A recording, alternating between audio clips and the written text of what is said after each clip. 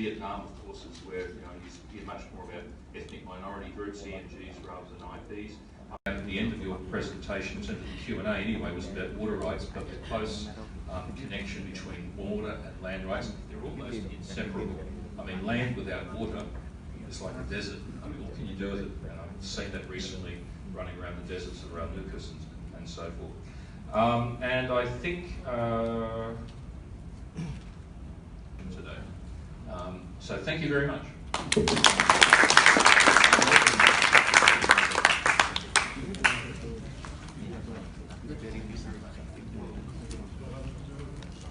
So we're in the last leg of our conference for today and this afternoon.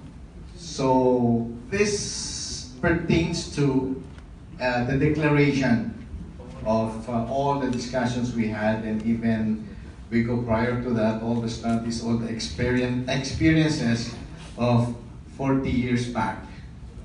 So we started the WACAR, that is the year of the 40th year of the World Conference for Agrarian Reform and Rural Development, WACAR. And there are two organizations, two big organizations that were created after that, immediately after that. And that is... Thank you. Just before I present to you the draft declaration, please allow me to just give you a brief background on how we reached this declaration. Just before this workshop, there was a two-day workshop that has been held for this. And yesterday, the draft committee spent about 3 hours. Meeting, trying to refine the resolution, perhaps, or some draft resolutions coming forward from the responsible representatives. And then this morning, we have a 30-minute quick discussions after the inauguration. And then here we are. So we have the final draft for you to have a look and perhaps give some comments after I've gone through the draft. Please allow me to present to you the draft declaration. And the title of our draft declaration is Recognize, Defend, and Protect Agrarian Reform, Access to Land, and Tenure Security of the Rural Poor. We, the participants of the regional workshop on land rights and land governance, hailing from members of the Land Rights Asia campaign of people's organizations, land rights social movements, and civil society advocates, together with partners from cooperating government agencies, national statistical offices, development and intergovernmental bodies, have gathered from February 14 to 15, 2019 here in Bangkok, Thailand, to mark the 40th year of the World Conference for Agrarian Reform and Rural Development.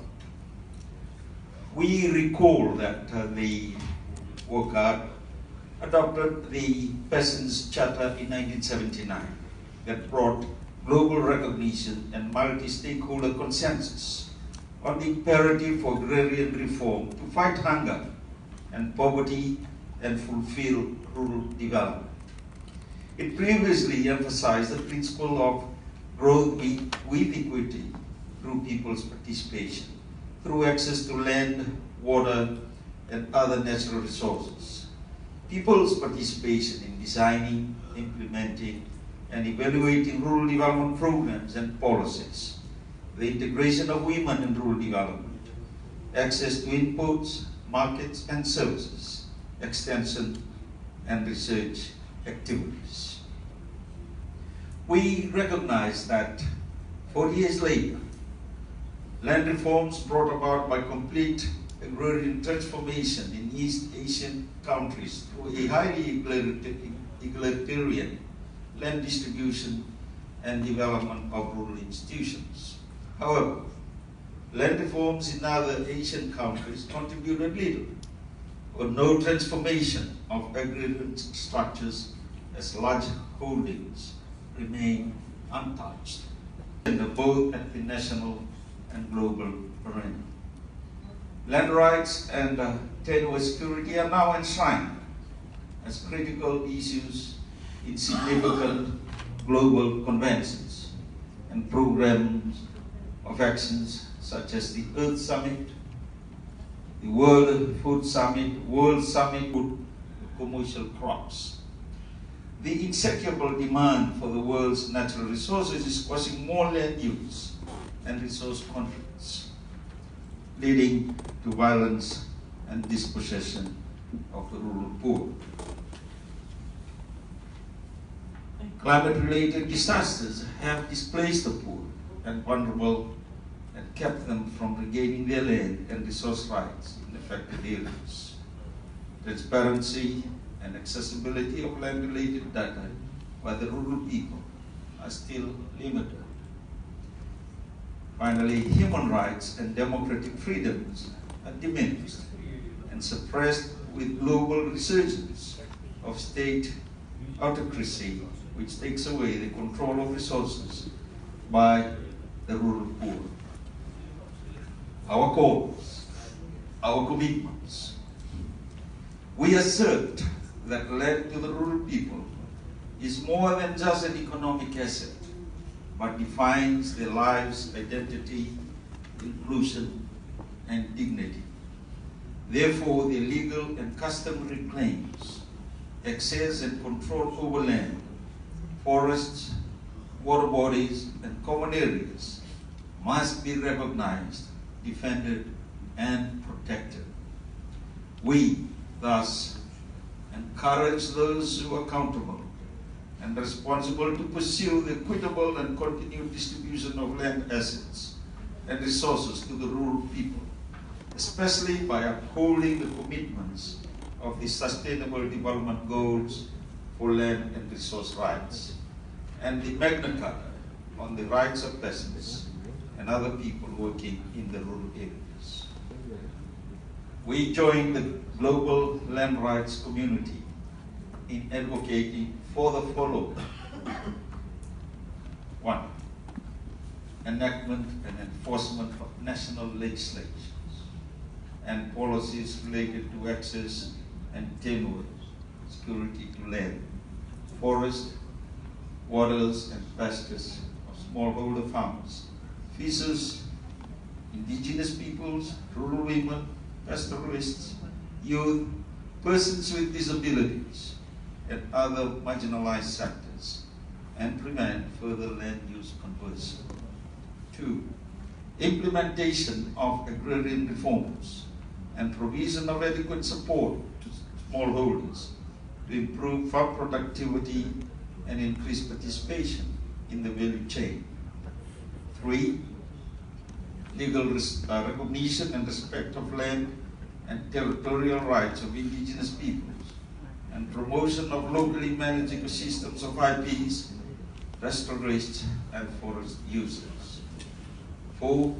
Implementation of integrated water resource management on joint use of transboundary river flows and 200 principles on business and human rights, voluntary guidelines on the governance of tenure, ILO 169, and UNDROP, etc. Particular to land rights for marginalized sectors such as smallholder farmers, indigenous peoples, rural women, tenants, sharecroppers, leaseholders, agricultural laborers, fisherfolk, and pastoralists. 6. Ensuring the integrity of safeguard mechanisms that regulate public and private land investments and strengthen local mediation mechanisms for land and other resource conflict resolution. 7. Support the ratification of the UNGPPA Charter as legally binding instrument at country levels. 8.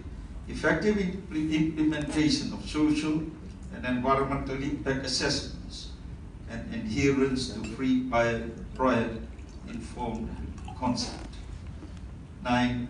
Continued engagement between national statistic offices, land agencies and CSOs to improve national indicators on access to land and other resources, transparency and public access to land data. Finally, safeguarding of political and democratic space of civil society organizations by recognizing the vital role of NGOs and CSOs in inclusive development in the spirit of achieving the sustainable development goals. Ladies and gentlemen, if you have comments, then you can pass your comments to the Secretariat. And may I ask you to mention thank all of us and all of those who are responsible in coming up and developing this draft declaration. Thank you. Thank you. So the last process, that's why it's still called a draft, is any comment that you still want, you can email us. So, and then tomorrow we'll introduce all the members of the drafting committee, because it will be the final draft committee after this for tomorrow. So we have the CSOs and the NSO per country representatives. So it's not a big because of our allegations, because of the mountainous regions. And according to the national statistics, the total areas of the state forest fund and the protected areas were 3,451,000 hectares. And also forestry in our country is not a defining industry, so only the contribution for our economy is 0.05% to our whole GDP, and like in annual basis. But at the same time, 2 million people live in or near the forest, and their social development is highly dependent on the forest resources. And also, it should be mentioned that all the forests, territories of the state forest funds are state owned, so there's no private ownership for the forest, but and forests can be leased, and according to our information at the moment, the total number of forest users or tenants is 28,000 tenants or families. Also, the pasture sector. Pasture sector in our country is a main and dominating the sector in agriculture, because 9 million hectares, and it covers more than 85% of our total agricultural land. So it's a huge, so 85% of our territory is using only for grazing the different livestock, and main incomes of the people who lives in agriculture comes from the pasture. Also, we have adopted